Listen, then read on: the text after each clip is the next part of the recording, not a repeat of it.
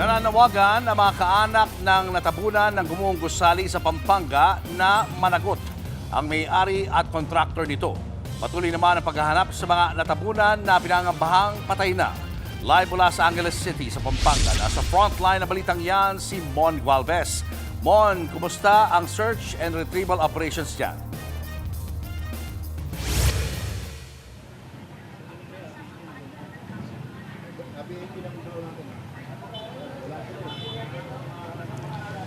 Julius, kahit inihinto na o itinigil na yung search and rescue, maingat pa rin o nagpapatuloy naman ngayon yung maingat, kalkulado at hindi bara-barang pagkilos sa ginagawa naman ngayong search, retrieval at clearing operations. Yan ay para kahit papano, talagang maalis na ng paunti-unti yung mga tumabong gusali o tumabong guho dito sa nag-collapse na itinatayong hotel dito nga sa Angeles City sa Pampanga.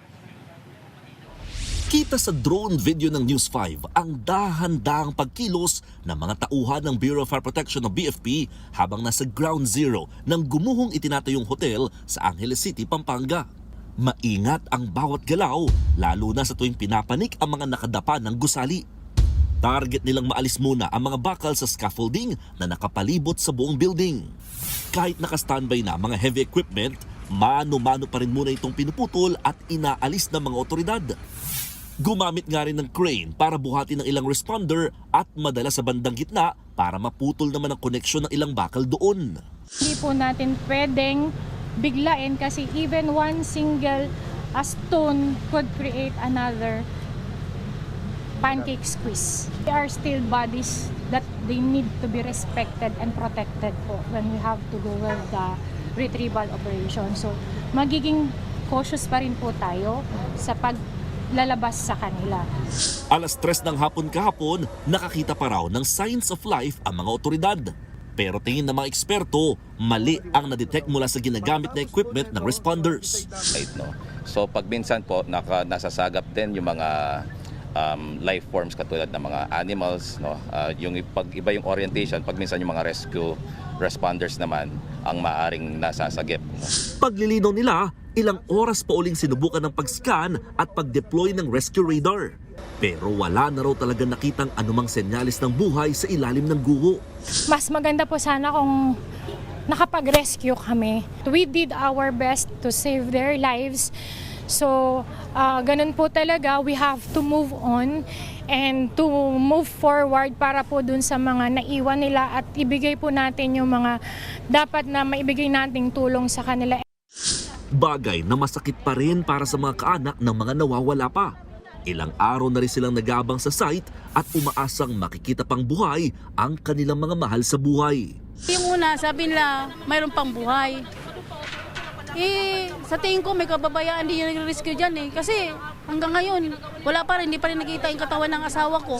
Ang iba, hindi maitago ang panlulumo, lalo't umaasa sila sa padre de pamilyang kabilang ngayon sa pinangangambahang na trap sa loob na nag-collapse na gusali. Hindi siya pwede mawala sa amin kasi siya yung sandalan namin .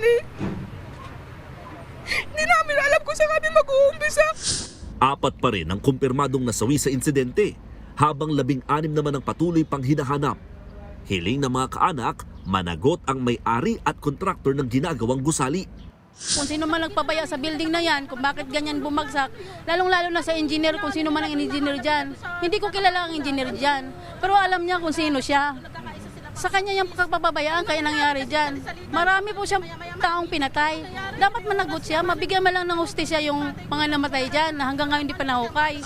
Ang problema, hanggang ngayon, wala pa rin silang koordinasyon sa lokal na pamahalaan. Kaya panawagan ng anak ng isa sa mga nasawi. Sana po magkaroon man lang po siya ng kahit konting konsensya. Po siya sa amin kasi tatay ko po yun .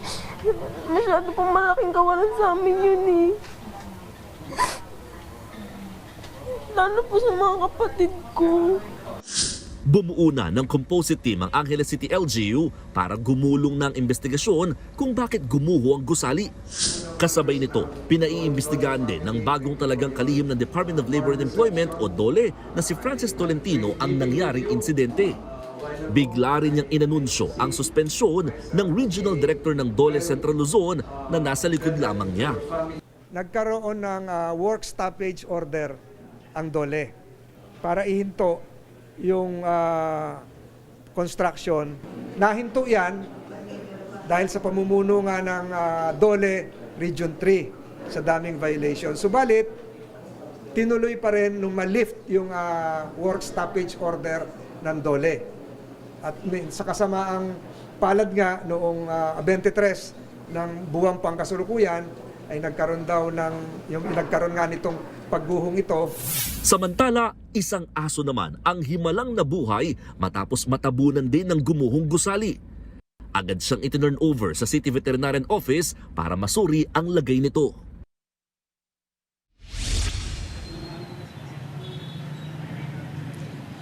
Julius, kahit gabi na, tuloy-tuloy pa rin ang ginagawang search, retrieval at clearing operations dito nga sa lugar. At ngayon, mga kapatid, ipapakita namin sa inyo yung live na kuha ng drone shot ng News 5 dito sa area kung saan kahit nga oras na ng gabi or madilim na, patuloy ang ginagawa ng mga otoridad sa pagtatanggal ng mga bakal dito nga sa gumuhong itinatayong hotel dito sa lungsod ng Angeles. Makikita ninyo talagang walang sinasayang na oras ang mga responders para maalis yung mga makakapal na bakal na yan at talagang ma-clear kahit papano itong Teodoro Street at yung Oak Street na talagang pinaka-naapektuhan dito sa area dahil bahagi ito ng tinatawag na Entertainment District o Business District ng Barangay Balibago dito nga sa Angeles. Kaya naman kahit sabihin natin na may mga alternate routes, talagang apektado yung negosyo at saka syempre yung lakad at galaw ng mga residente maging ng mga negosyante dito sa lugar. Ang sinatsaga lamang ngayon ng mga responders yung kakarampot na ilaw lamang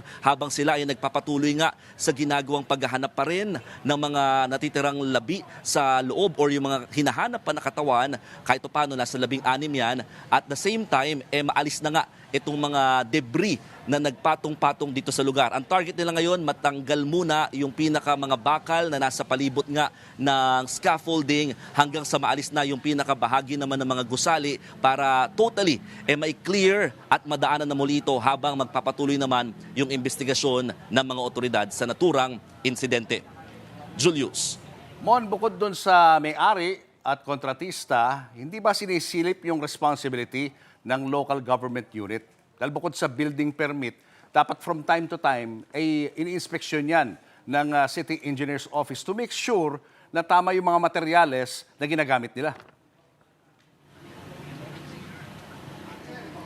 Tama ka dyan, Julius. Isa yan sa talagang tinarget nating mahingan ng panig sa mga sa araw na ito para makuha yung pinakadahilan or anong ginawa ng building official kahit paano at saka ng City Engineering Office tungkol nga dito dahil technically kahit sabihin natin na lumagpas sa planong 9-story building, bakit nga wala nag-inspeksyon lalo't nung 2024 pa sinimulan itong ginagawa at may mga allegations na since 2024, since last year, umabot na nga doon ng 11 hanggang 12 gusali itong naturang apektadong tinatayong hotel. Unfortunately, hindi pa nagbibigay ng pahayag ang mga naturang opisyal maging ang local government in this matter. Ang sinasabi lang nila sa ngayon, meron silang binuong composite team na mangunguna sa gagawing investigasyon para nga sa incidenting itong nangyari dito sa kanilang lungsod.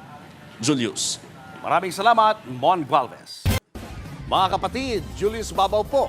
Para sa komprehensibo at makabuluhang balitaan at talakayan, mag-follow at mag-subscribe na sa social media pages ng News 5.